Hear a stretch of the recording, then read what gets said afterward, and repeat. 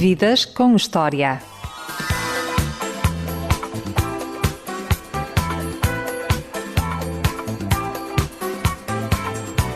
Há vozes que marcaram uma geração, mas por trás dessas vozes existem histórias que raramente chegam ao público. Hoje recebemos um homem que conhecemos primeiro através da música, nos Fingertips, e que ao longo dos anos foi descobrindo que o maior desafio da sua vida não era subir a um palco, mas compreender quem realmente era.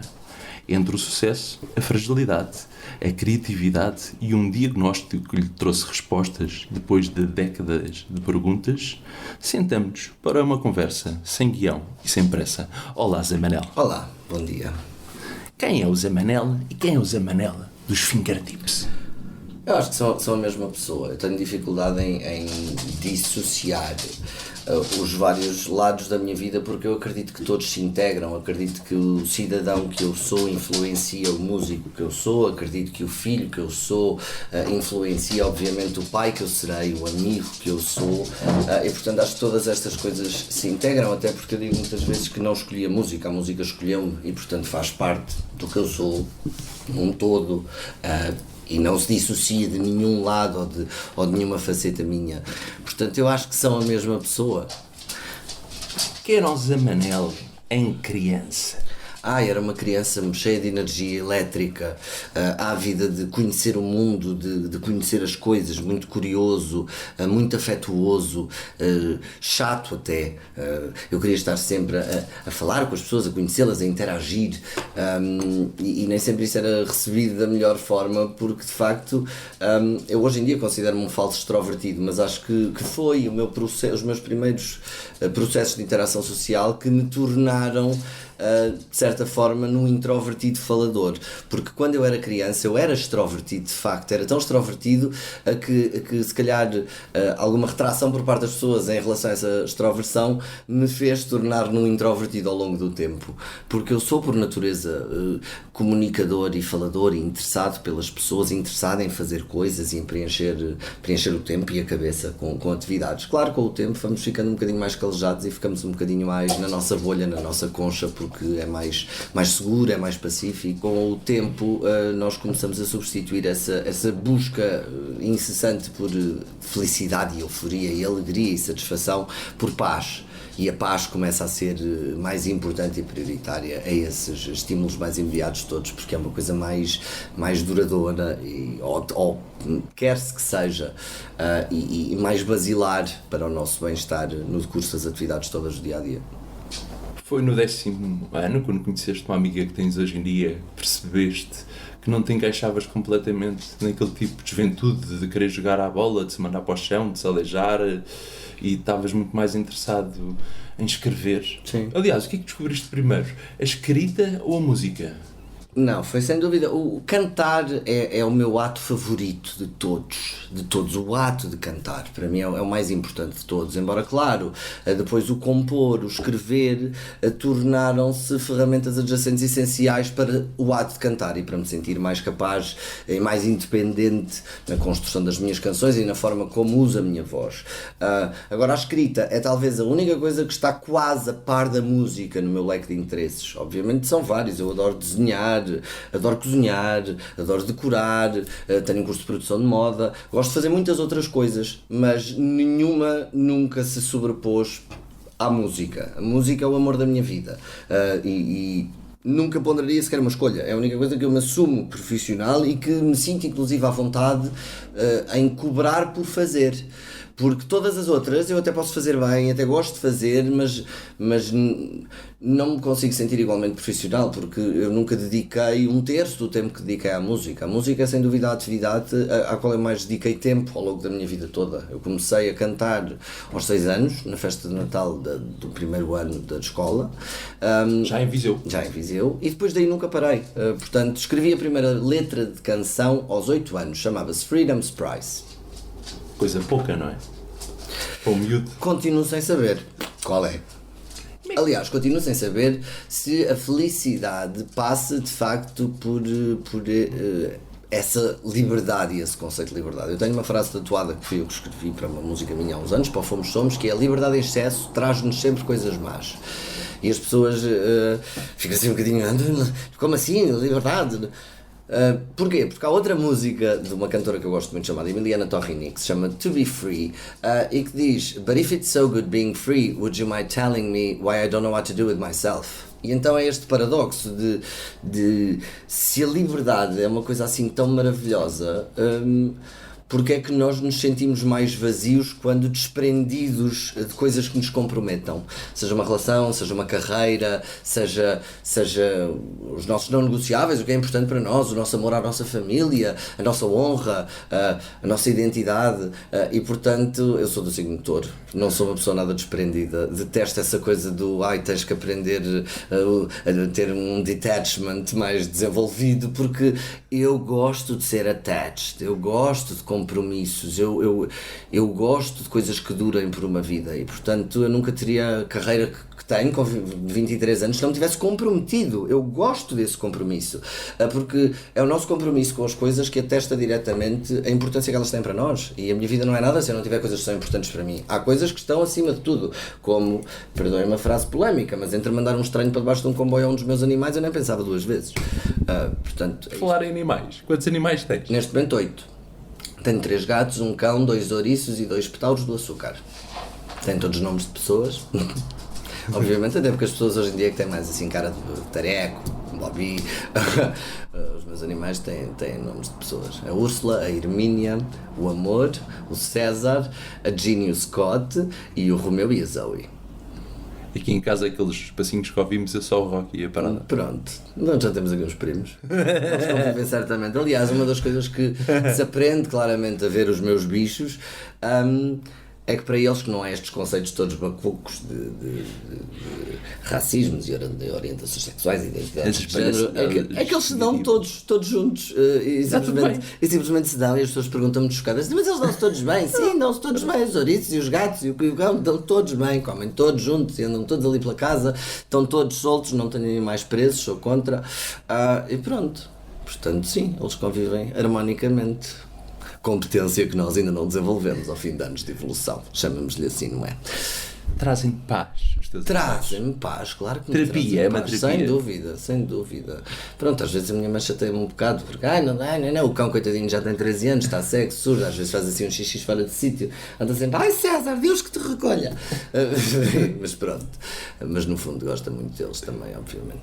Como é que é a relação com a tua mãe? É maravilhosa. Minha mãe, aliás, já me disseram: tu continuas solteiro porque tens que desbloquear esta energia na tua vida porque tu és casado com a tua mãe. Sem dúvida, a minha mãe é a minha maior referência de tudo, é inquestionavelmente a minha melhor amiga, a pessoa que melhor me conhece, mais me incentiva a ser quem eu sou e menos me inibe, enquanto ao mesmo tempo me relembra do standard que eu quis para mim próprio enquanto ser humano e para não o perder. E portanto, sim, eu cresci com a minha mãe, vivi sozinho com ela durante muitos anos, desde que ela e meu pai se separaram, e recentemente, há coisa de 1 ano e meio, ela veio viver para o pé de mim, e nós somos uma ótima equipa, portanto, chamem-me menino da mamã, que é uma coisa que eu aceito na maior, porque de facto eu e a minha mãe somos uma equipa, ajudamos-nos muito complementarmente, e atenção, não acho que os pais devam ser amigos, um pai e uma mãe não é o teu melhor amigo, há que haver uma hierarquia, mas eu e a minha mãe somos muito companheiros, respeitamos-nos muito ao espaço um do outro, falamos todos os dias, ajudamos-nos nas nossas coisas, gozem comigo à vontade. A minha mãe é que passa os meus recibos, por exemplo, estas coisas. Ao menos é de confiança. Sem dúvida. Mas depois também sou eu que aligeiro numa série de coisas. A minha mãe, e aí vem a coisa dos diagnósticos, que as pessoas de forma ignorante: mas é hereditário, sim, vão ao Google, é muito simples, antes de escreverem disparados na internet, vão só ao Google, pronto, que algumas coisas se calhar inibem-se logo de escrever porque está lá uma resposta.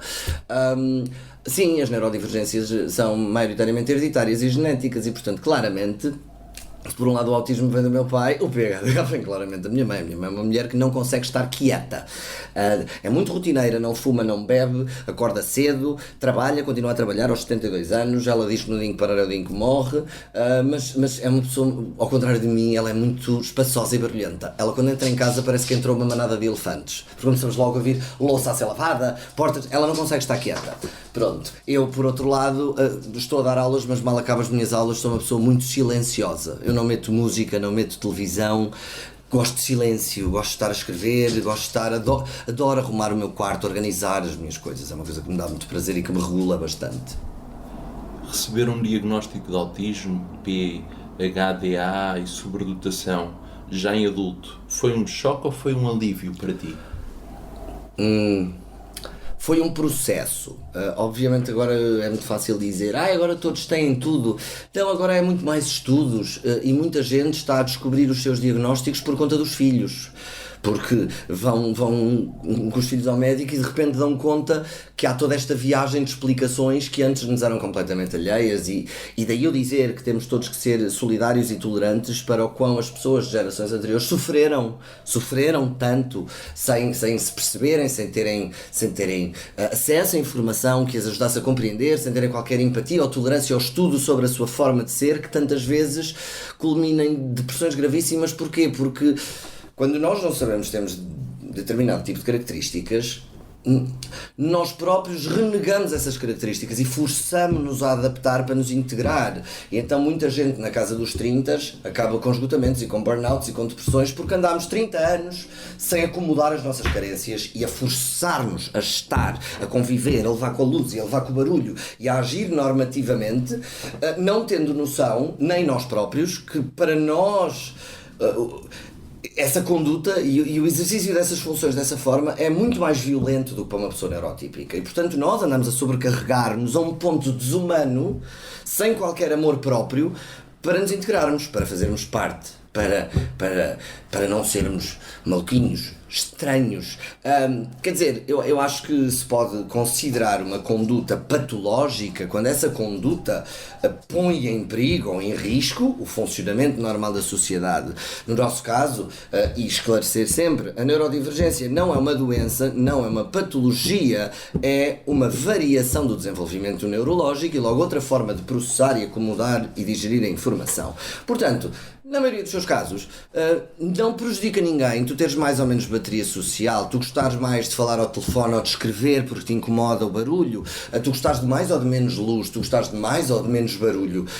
Isto não tem que incomodar ninguém, tem é que ser integrado na sociedade, porque estas pessoas que têm estas mesmas necessidades, se calhar distintas do neurotípico, também são pessoas que têm valências e qualidades distintas do neurotípico e, se devidamente acomodadas as suas carências, essas qualidades podem ser muito mais aproveitadas socialmente para o bem de todos. Nós temos o hiperfoco, temos um pensamento arbóreo que nos permite integrar diversas matérias numa mesma solução para um problema e, portanto, o único trilionário no mundo é um homem autista e não será certamente porque somos estúpidos, retardados, lerdos ou coisa que o valha. Agora, se calhar temos horários de sono diferentes, temos um leque de interesses diferente, temos uma maneira de processar e de integrar a informação diferente. E haver informação sobre isto ajuda-nos ao entendimento individual, coletivo e, acima de tudo, a uma sociedade inteira a extrair o melhor que nós temos para dar, que existe e é bastante. As amizades improváveis são as melhores que existem na vida? Olha, eu acho que o mundo mudou muito nos últimos anos e o problema é que, e eu acho que foi propositado, há um interesse nisso a nível geral social, mas a internet vem-nos trazer uma falsa ideia de escolha interminável para tudo, para o jantar, para dormir com alguém, para tudo, e nós passamos tanto tempo a perder-nos no scrolling dessas falsas escolhas que nos tornamos completamente irrealistas ao nível do standard, completamente intolerantes, e eu penso logicamente, 90% dos meus amigos, se eu os tivesse conhecido através de uma página de Facebook, provavelmente nunca teríamos sido amigos, porque temos gostos completamente diferentes, musicais, e se calhar tinha um amigo em comum com quem eu não me dou, ou coisa do género. E então o ecrã, que nos veio abrir essa escolha infinita, veio-nos tirar a capacidade de escolher, e de escolher no mundo real, de tolerarmos os primeiros 3 ou 4 ou 5 cafés que temos que tomar para nos conhecermos, e para percebermos que se calhar tu tens uma coisa ou outra que eu gosto menos, mas que é perfeitamente ultrapassável para que convivamos. A internet vem-nos tirar isto, porque estás ali muito bem, mas não gosto desta música que tu ouves, próximo. Não gosto do teu sinal no pé, próximo. Mas tu lês este livro que eu não gosto, estou completamente contra, próximo. E hoje em dia o mundo está polarizado como nunca esteve. Portanto, dizeres que não te sentas à mesa com um gay é o mesmo que dizeres que não te sentas à mesa com um gajo de direita. E portanto, as pessoas não são templates. A questão é esta, não se pode dizer esta coisa do mas tu és de direita, não gostas de transexuais. Não é assim, não é tão linear. Nós não somos templates, nós podemos gostar de pessoas, de ideias e não cabermos em nenhuma das caixas. Portanto, nós não temos necessariamente que ser o gajo que vota neste partido, ouve esta música, usa esta tote bag e diz aquela frase e lê o escritor, não sei. Não, nós somos uma coisa muito mais vasta, e eu costumo olhar para as pessoas como um equalizador. Ninguém está com os botõezinhos na mesma posição. Estamos todos com os botões em posições diferentes, e se uns têm um bocadinho mais de reverb, outros têm um bocadinho menos de drive, isso não nos torna nada, é um espectro super amplo. Portanto, eu espero ter sempre a curiosidade e a capacidade de me sentar e de conviver, porque essa é a nossa obrigação enquanto seres humanos, termos a capacidade de conviver e de encontrar pontos em comum com pessoas que também têm pontos muito distintos dos meus, e até porque são aquelas com quem eu aprendo mais, não são as que pensam como eu, que me vêm dizer aquilo que eu já acho e que já penso. Eu gosto de contraditório, gosto de ter nova informação e gosto de mudar de ideias, adoro não ser coerente. Quero daqui a 5 anos acreditar em coisas diferentes do que as que acredito hoje em dia, porque é sinal que aprendi novas informações e que me pus noutros sapatos e que vi de outras perspectivas, e eu acho que isso é essencial para que nós cresçamos e, ponto essencial, para que nos saibamos relacionar, se quisermos relacionar-nos. Numa determinada altura da tua vida estiveste numa relação tóxica? Não foi só numa. já tive mais. Antes fosse. Só uma, pronto. Antes fosse. Esta foi só um bocadinho mais. Como percebeste que estavas numa relação tóxica? Como conseguiste sair dela? E, acima de tudo, que conselhos darias aos jovens adultos, ou até adultos que se encontram numa situação destas, querem sair e não conseguem sair? Olha, eu acho que para já nós temos de ser sempre gratos por tudo, porque todos os obstáculos têm um propósito de nos levar a algum sítio. Portanto, esta relação tóxica foi o gatilho para toda a outra viagem que eu vim a fazer a seguir e para me descobrir, porque foram 3 anos de relação que acabaram numa intimidade que já permitia às nossas famílias passarem o fim de ano juntas numa mesma sala, e portanto quando chegas a uma certa idade isso muda. Eu nunca pensei em casar-me, nunca sequer imaginei essa realidade ou esse cenário, mas quando de facto olhas e vês ali, ainda por cima nunca tive uma família muito numerosa, e a família do outro lado era numerosa, tios e primos e tudo mais, então isso para mim foi muito bonito, a maneira como eu fui acolhido por essas pessoas que me trataram muito bem, ainda hoje falam comigo, e de quem eu gosto muito. E claro, quando tu pensas que levas 3 anos de intimidade e de partilha de vida para chegar a esse ponto e essa solidez, quando tudo acaba, fica um vazio enorme que te leva a pensar: eu agora, para ter isto com outra pessoa outra vez, vou ter que passar por este processo todo outra vez, correndo o risco disto não dar em nada outra vez e de sermos estranhos. Isso custa-me muito, porque, mais uma vez, eu sou do signo de Touro, eu sou apegado, aquela coisa do somos muito amigos 2 anos e depois nunca mais nos vemos, e eu nem sei onde é que tu estás, né? Choca-me um bocadinho, custa-me, porque é um investimento e uma entrega que depois culmina numa falha de ambos os lados. Nós não conseguimos segurar isso, nós transformamos isto numa coisa completamente insignificante e pouco frutífera.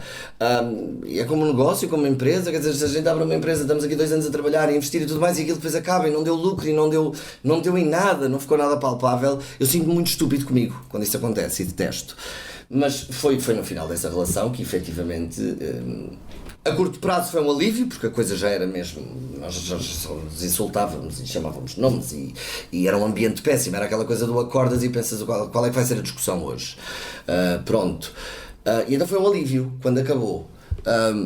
Mas depois é que tu percebes as consequências de uma relação tóxica, porque elas perduram no tempo e não são evidentes e imediatas. E então, quando de facto essa relação acabou, no início foi um alívio, mas depois eu comecei a perceber que estava completamente apática em relação a tudo, em piloto automático, nada me dava prazer. Eu achava os meus amigos estúpidos, eu achava os meus gostos fúteis, eu achava os eventos onde eu ia uma perda de tempo, eu comecei a achar que até seria feliz sem cantar a fazer outra coisa qualquer. Porque, sério? Sim, porque foi na altura do Covid e então eu fazia tudo sem vontade de fazer nada. E foi aí que eu percebi que uma depressão é isso. Uma depressão não é passar os dias a chorar e a queixar-se triste. É viveres sem presença, sem vontade, sem estares cá, acordas, fazes xixi, comes, mas nada te entusiasma. É tudo ameno. E portanto o ameno é muito perigoso. E pronto, e foi depois ao fim de 2 anos nesse estado de apatia que houve um dia que na sequência de um evento trágico na casa onde eu cresci em Viseu, porque a minha mãe alugou os quartos, e houve um inquilino que se enforcou no quarto onde eu cresci, quando era miúdo, e eu fui a última pessoa a vê-lo vivo. E isto teve um impacto grande em mim, porquê? Porque a minha melhor amiga desde os 12 anos é bipolar, portanto eu já acompanhei as crises dela e sei como funciona e como às vezes um desregulamento acaba a ter que levar a um internamento, porque a pessoa não consegue controlar as suas emoções e a química no seu cérebro e tudo mais. E então eu fui a última pessoa que vi o Cláudio vivo, e eu fiquei com aquilo na cabeça, porque todo o cenário era muito idêntico às crises da minha melhor amiga e eu sinto que não tive a empatia ou não dei a atenção necessária para reconhecer ou para sequer me preocupar. E depois, quando soube que ele se enforcou, aquilo ficou na minha cabeça a moer-me. Então, ao fim destes 2 anos, depois de ter acabado essa relação, há um dia em que eu estive 3 ou 4 dias sem dormir e sem comer, e comecei a pensar nisso e quis morrer. Foi o único dia em toda a minha vida que eu pensei em morrer e estava completamente paralisado e comecei a questionar o sentido da vida, porque eu também não tenho prazer em cá estar, eu fui uma merda e eu não consegui ter o distanciamento e a empatia necessária para reconhecer isto nesta pessoa que eu se calhar, não sei, poderia ter ajudado, poderia ter falado, poderia ter tido uma conversa, e não, na altura a única visão que eu tive foi o gajo que está a destruir a casa da minha mãe, que não lhe está a pagar a renda. Pronto, eu não conhecia de parte nenhuma, mas fui a Viseu promover um concerto e fiquei lá em casa e vi o cenário tudo desarrumado, ele sem dormir há 2 dias, carteira espalhada. Então nesse dia foi o único dia na minha vida em que eu pensei em morrer, em que eu quis morrer. E dou graças a Deus de não ter acontecido, porque depois, posteriormente, dia 4 de julho de 2024, eu tive 2 amigos que se suicidaram no mesmo dia. E não estavam juntos, não se conheciam, ambos tinham filhos. E pronto, e ambos se mataram no mesmo dia. Ainda estava a gerir a notícia de uma e recebo a notícia do outro, e então isso fez-me perceber realmente que todos nós podemos chegar a esse ponto de desespero, mas eu acredito que o suicídio exige a coordenação de 2 fatores: pensamento e circunstância. E portanto, porque eu sinto mesmo que nessa noite eu poderia tê-lo feito, e aquilo há uma janela temporal que é: se tu não fazes isso naquele momento, depois tu pensas melhor e passa-te e acalmas-te e pensas sobre o assunto. É quase um impulso, é como fazeres uma tatuagem porque estás bêbado, queres fazer e fazes agora, ou fazes agora ou depois não fazes. E portanto eu acho que no caso dessas 2 pessoas foi a reunião desses 2 fatores, da circunstância e do pensamento, com alguma tristeza obviamente acumulada, que os levou a esse ato. Isto para dizer o quê? Que foi aí que essa relação tóxica me levou. 3 anos de uma coisa muito intensa, muito mágica, muito construtiva, mas depois transformou-se num fator de stress, num fator de falta de amor próprio, num fator de autocrítica, num fator de desnorte, até culminar num fator de profunda apatia e falta de presença no meu corpo e na minha vida. E então, quando aconteceu essa situação e esse momento, eu decidi ligar a 3 pessoas e fazer a coisa que para um touro e para uma pessoa que sempre foi independente toda a sua vida é a coisa mais difícil do mundo e a frase mais horrível de se dizer. Então eu liguei à minha mãe, a mais 2 pessoas, e disse: eu quero morrer, eu preciso de ajuda, eu não gosto de viver e eu preciso de ajuda. Portanto, para nós dizer eu preciso de ajuda é dilacerante. E o mais engraçado é perceber que essas 3 pessoas, nomeadamente a minha mãe, que é a pessoa que mais me ama no mundo e eu sei que daria a vida por mim, mas eu fui tão competente no meu trabalho de lhes mostrar a vida toda que era forte e que era independente e que não preciso de ninguém e que sou a pessoa que ajuda e que cuida e que aconselha e que está, que quando eu liguei a dizer estas palavras, que não podem ser mais explícitas e mais literais, eu quero morrer, preciso de ajuda, nenhuma dessas pessoas deu atenção nenhuma ao crédito. A minha mãe só se virou para mim e disse-me assim: olha filho, estás com os copos. É assim, isso é mimo. Olha, a mãe agora são 11 e tal da noite, não consigo ir do Montijo para aí. Pá, vai tomar um banho, mete na cama que amanhã a gente fala. E aquilo deixou-me tão atordoado, tão em choque, porque lá está, a minha melhor amiga que é bipolar há anos e que tem crises sazonais, toda a gente, se ela deixa de responder 3 horas, fica tudo em pânico. Pá, eu digo assim, eu não sou destas coisas, não sou de me queixar, de dramatizar, de coisa nenhuma, mas nisto eu ligo a 3 pessoas muito próximas de mim e digo esta frase tão óbvia e literal, e as pessoas todas... Eu digo assim, quer dizer, se eu me quisesse ter morto, e se fosse destas pessoas que eu dependia, eu tinha mesmo morrido. Ninguém lá ia, porque ninguém sequer deu... É tão imprevisível vindo de quem vem, que ninguém sequer deu credibilidade ou atenção, do género, este gajo está parvo. E isso, de certa forma, por outro lado, curiosamente, foi o que me alavancou. Porque eu pensei, nós só dependemos mesmo de nós. E nem sendo o mais sincero e aberto possível sobre um sentimento que eu nunca tinha tido, mas que se instalou em mim, ninguém te vai salvar. És mesmo tu que tens tirado lá. E então isso, por outro lado, fez-me perceber que eu tinha que me prometer que nunca mais me ia deixar chegar a esse ponto. Porque nem se tu telefonares e nem se tu disseres as coisas com esta franqueza e crueza, ninguém vem.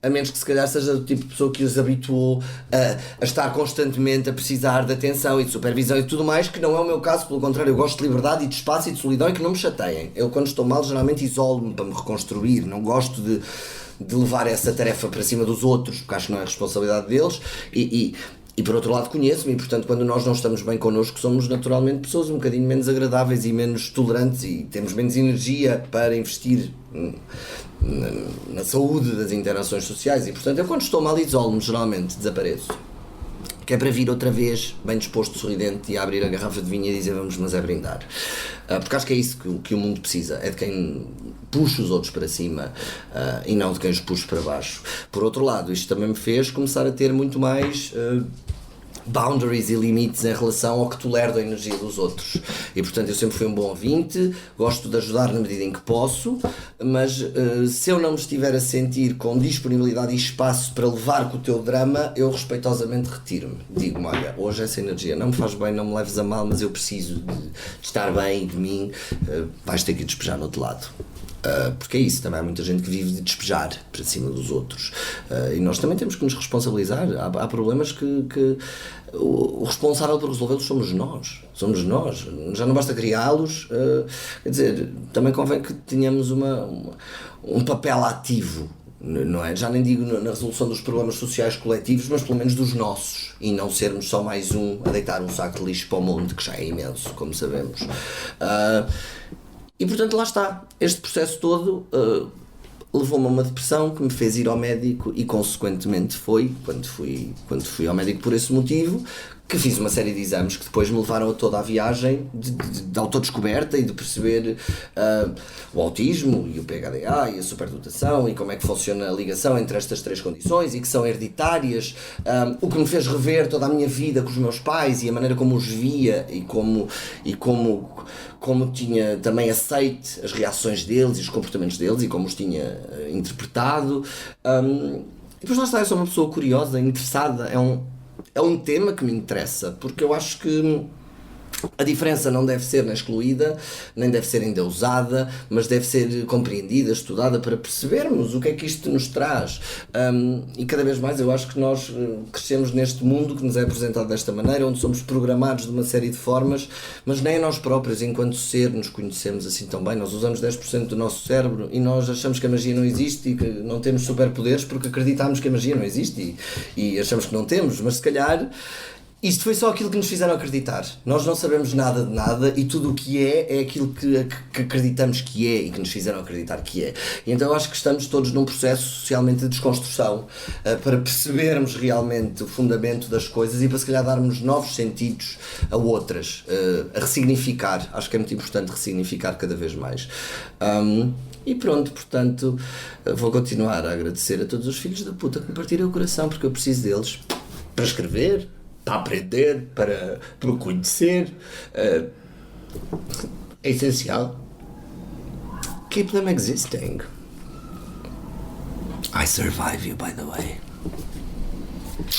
A relação com os fingertips, onde chegaste a estar 10 anos em tribunal e aquilo correu complicado, também foi tóxica e depois tornou-se numa relação de reencontro. Eles deram-te o devido valor que se calhar não valorizavam quando eras miúdo? Olha, lá está a tal história de nós nos responsabilizarmos e a culpa nunca morre solteira. Portanto, por um lado tinhas um puto que queria cantar, adolescente, e que começou a cantar profissionalmente numa máquina que gera dinheiro e que gera postos de emprego e que tudo mais, sem consciência de nada disto. E os seus pais, que o representam, mas que percebem tanto a indústria da música como batatas, porque era uma novidade também para eles, e apesar de só me quererem proteger, também eram alheios a todos estes funcionamentos. E por outro, tens pessoas que são donas de um estúdio, e que já tinham tido bandas, e que se calhar têm outra visão e outros objetivos e outros propósitos que não são tão compatíveis com os sonhos românticos de uma criança que estava a fazer aquilo que mais gostava. Portanto, de ambos os lados houve culpas, houve má gestão, houve o embate de ter aquele sucesso todo inesperado e tudo o que isso acarreta. Numa altura em que não havia redes internet sociais. nem redes sociais, atenção, Não, vamos sim. ter de contextualizar. Tudo isso tem impacto, não é? Vender 20 mil discos era uma coisa absurda, claro, não é? Claro. E lá está, o impacto que isso tem na tua vida, na tua forma de gerir, de esperar. Claro, nós estivemos dentro de 2013 e 2009 juntos, sempre no primeiro lugar da Airplay Nacional, com 5 singles em primeiro lugar, fizemos mais de 300 concertos, fomos nomeados para Globos de Ouro, tocámos com a Nelly Furtado, os Queen, os The Corrs, o George Michael, para mais de 100 mil pessoas. Mas lá está, por um lado havia as questões financeiras, que não era eu que tratava, que era menor, e portanto também não me interessavam muito. Para mim o que me interessava era ser feliz, e eu estava a deixar de gostar de fazer música, porque para mim estava-se a tornar um trabalho. E então todas as coisas que para mim eram um entusiasmo desgraçado, ir à televisão pela primeira vez, cantar pela primeira vez, gravar um videoclipe pela primeira vez, estavam-se a tornar uma obrigação, e uma obrigação dura, e uma obrigação que me estava a obrigar a deixar de parte o meu tempo de adolescente, as minhas relações, o meu desenvolvimento humano, porque estava entregue àquilo e tens que ir trabalhar. Quer dizer, não é normal uma criança de 13, 14, 15, por mais que goste do que faz, ter que ir trabalhar e ter horários e ter pressão e ter reuniões de cada vez que falhava, a discutir tudo, a maneira como se veste, como fala, como diz, como se sabe, sempre foi estranha, mas na altura não havia justificação para isso, era só mesmo uma averrada. E portanto, tudo isso me estava a fazer sentir muito amuganhado e muito preso. E eu tenho uma música, inclusive a solo, que diz exatamente isso, o passarinho.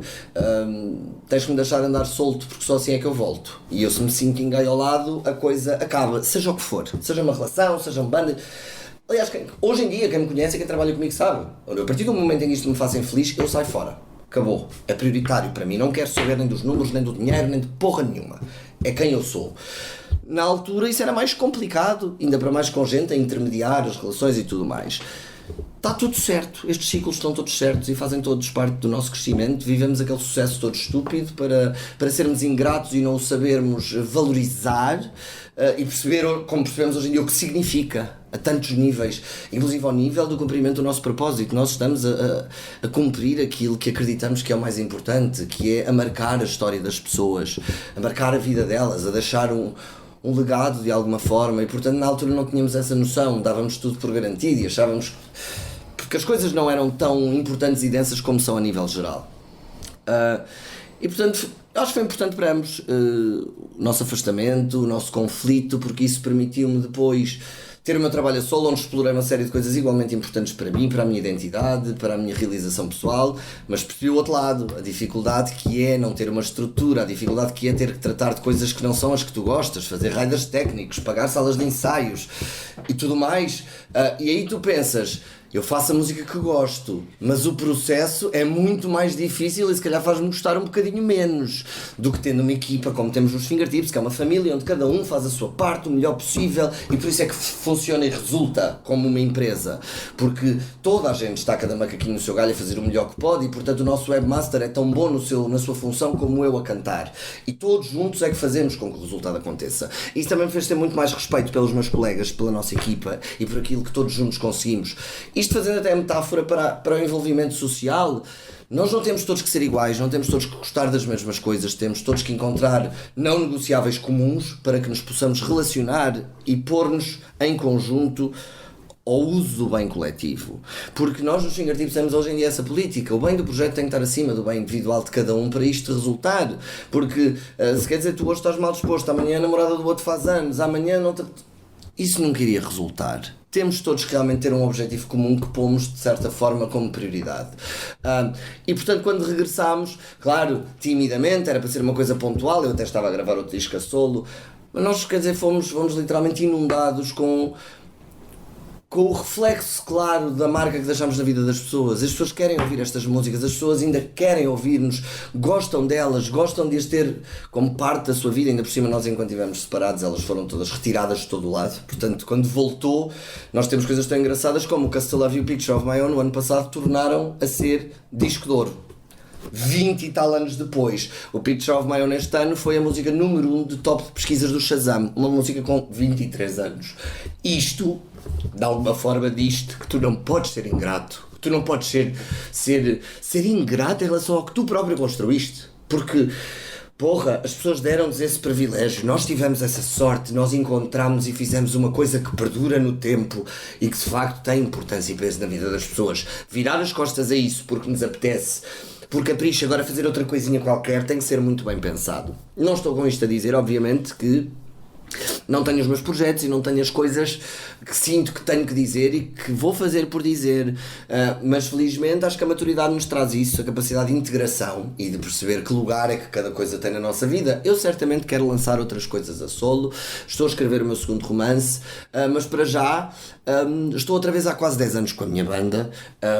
Vamos celebrar 25 anos de carreira em 2028. Este ano vamos tocar em algumas das maiores salas do país, no Super Boca Arena, no Povo Arena, na Feira de São Mateus, em Viseu, que é sempre bom voltar a casa e portanto até 2028 é isto que eu quero estar dedicado e eu funciono muito por ciclos, e agora Deus está-nos a dar a oportunidade de viver esse amor por parte das pessoas pela segunda vez, com outra consciência sobre o que isso significa, com outras ferramentas e portanto vamos ter disco novo em outubro e eu não podia estar mais feliz, mais ainda porque sou eternamente um romântico e eu acho sempre tão bonito quando nós resolvemos as coisas que estão para trás, quando nós não nos deixamos com pedras no sapato, com caixotes no sótão. Ainda bem que todos crescemos e amadurecemos o suficiente para conseguirmos enterrar o machado de guerra e para perceber que temos muito mais em comum e construímos muito mais juntos quando estamos em sinergia do que propriamente quando nos polarizamos pelas nossas diferenças que todos temos e todos teremos sempre. Portanto, toda a gente vai ter problemas, meus amores. A gente tem que escolher os problemas que quer à nossa volta. Há uns que a gente lida melhor, outros menos. É isso que a gente tem que fazer, no fundo, e que a gente faz. E com estes eu lido bem, porque as coisas boas são muito superiores aos problemas, felizmente. Quando foi a primeira vez que sentiste a vontade de ser pai? De constituir família? Sempre. Eu tive uma relação muito complexa com o meu pai. O meu pai era um pai que dizia aos filhos que nunca queria ter sido pai e dizia: o que é que querias que eu fizesse? Que apontasse uma navalha à barriga das mães. Era um homem que dizia disparates destes.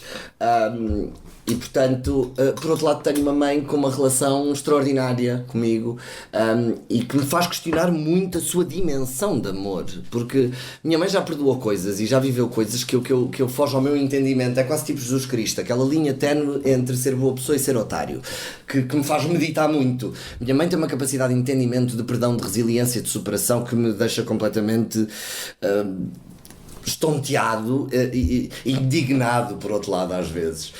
E portanto, eu acho que a minha coisa de querer ser pai é porque eu quero perceber a dimensão de amor que a minha mãe tem pelos filhos e eu quero sentir se sou capaz de ter um amor dessa forma, porque acho que é um poder tão imenso e uma força e uma capacidade de sair do próprio umbigo tão enorme, que me fascina. E portanto, eu lembro-me desde os meus 14, 15 anos que digo que quero ser pai. Eu sei que vou ser pai de uma menina chamada Vitória. Desculpem lá, eu sou clarividente e há coisas que eu sei, simplesmente sei e vai acontecer. E portanto é essa a minha grande motivação, é perceber se consigo ser um terço do que a minha mãe é para mim. Que legado gostavas de deixar enquanto músico e, acima de tudo, enquanto ser humano? Olha, para mim o mais importante não é ter sido o mais talentoso, nem o mais bem sucedido, nem o mais bonito, nem o mais inteligente. Para mim o mais importante é ter morrido a não me ter tornado todas as coisas que critico e que não gosto nos outros, ter conseguido fugir a isso, essa corrupção que existe dos nossos seres com as desilusões que vamos tendo, a ter-me mantido boa pessoa, ter-me mantido íntegro, ter-me mantido digno, com convicções.